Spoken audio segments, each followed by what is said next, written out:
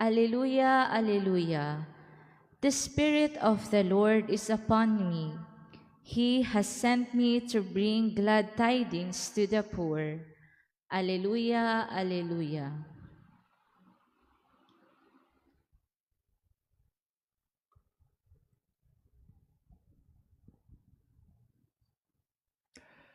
The Lord be with you. And with your spirit. A reading from the Holy Gospel according to Saint Luke. Glory to you, O Lord.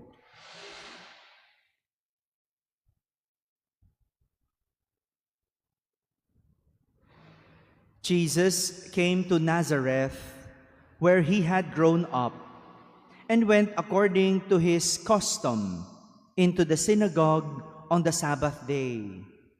He stood up to read and was handed a scroll of the prophet Isaiah. He unrolled the scroll and found a passage where it was written, "The Spirit of the Lord is upon me, because he has anointed me to bring glad tidings to the poor. He has sent me to proclaim liberty to captives and recovery of sight to the blind, to let the oppressed go free, and to proclaim a year acceptable to the Lord." Rolling up the scroll, he handed it back to the attendant and sat down. And the eyes of all in the synagogue looked intently at him. He said to them, "Today, this scripture passage is fulfilled in your hearing." And all spoke highly of him and were amazed at the gracious words that came from his mouth. They also asked, "Is this not the son of Joseph?" He said to them, "Surely you will quote me this proverb, 'Physician, cure yourself,' and say, 'Do here in your native place the things that we heard were done in Capernaum.' And he said, 'Amen, I say to you, no prophet is accepted in his own native place. Indeed, I tell you, there were many widows in Israel in the days of Elijah, when the sky was closed for 3.5 years, and a severe famine spread over the entire land. It was to none of these that Elijah was sent, but only to a widow in Zarephath, in the land of Sidon. Again, there were many lepers in Israel during the time of Elisha the prophet. Yet, not one of them was cleansed, but only Naaman the Syrian. When the people in the synagogue heard this, they were all filled with fury. They rose up, drove him out of the town, and led him to the brow of the hill, on which their town had been built, to hurl him down headlong. But he passed through the midst of them and went away. My friends, the Gospel of the Lord. Praise to you, Lord Jesus Christ. Please be seated. Good afternoon, my dear brothers and sisters. No prophet is accepted in his own native place. This was the response of Jesus to the people of Nazareth who did not accept him. Imagine, sarili mong mga kababayan, hindi ka tanggap, hindi ka tinatanggap. Sa bagay, kahit naman sa panahon ngayon, nangyayari ito. May mga kwento ng ating OFW na kung sino pa yung kababayan mo, sila yung naninira sa'yo. Ganyan yung nangyayari sa ibang bansa at nakakalungkot.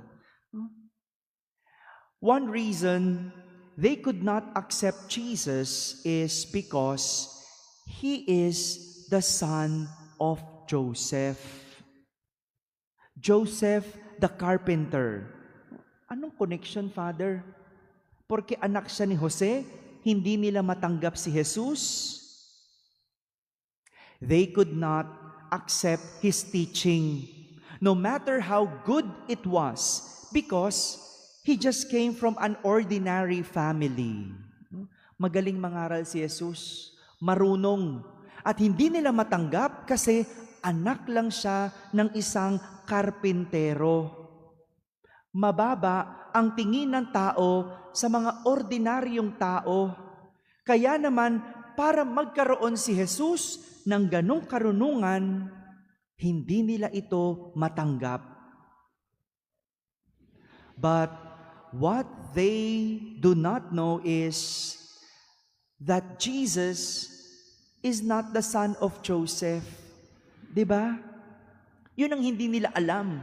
Hindi naman anak siya ni Jose. Joseph was only the foster father. Kaninong anak si Jesus? He is the son of the Father. Kaya yung kino-question nilang marunong si Jesus at anak ni Jose, hindi nila kilala kasi si Jesus. Anak siya ng Diyos, kaya marunong, matalino si Jesus. Yun ang di nila alam. Pero kung nalalaman lang nila kung sino si Jesus, siguro mapapahiya sila. Pero hindi kailangan ni Jesus patunayan ang kanyang sarili. Hindi niya kailangan patunayan ang sarili sa iba. Ang kanyang tunay na kasinuhan ay walang kinalaman sa kanyang pinagmulan. Ang kanyang tunay na kasinuhan walang kinalaman sa kanyang pinagmulan. This is the problem with our society. We judge people based on their past, family background, and even the place they come from. Di ba po, ang hirap mag-apply ng trabaho kapag graduate ka sa ganitong eskwelahan lang. Pero pag graduate ka doon sa top 3 universities, kahit di ka naman ganun katalinuhan, di ba? Wow! No? Ikaw agad yung priority. O di ba? Ganun din naman tayo. Kapag may nakita tayong tao, kaninong anak yan? Ay, anak yan ng politiko? Naku, politiko magulang yan. So, parang sinisino natin ang tao base sa kanyang nakaraan, pamilya, at lugar na pinagmulan. But like Jesus, may we not only know the truth in us, but more so, we do not allow our past, our family background, and the place that we come from to determine who we are. Rather, through all these, we could be the best version of ourselves. Amen.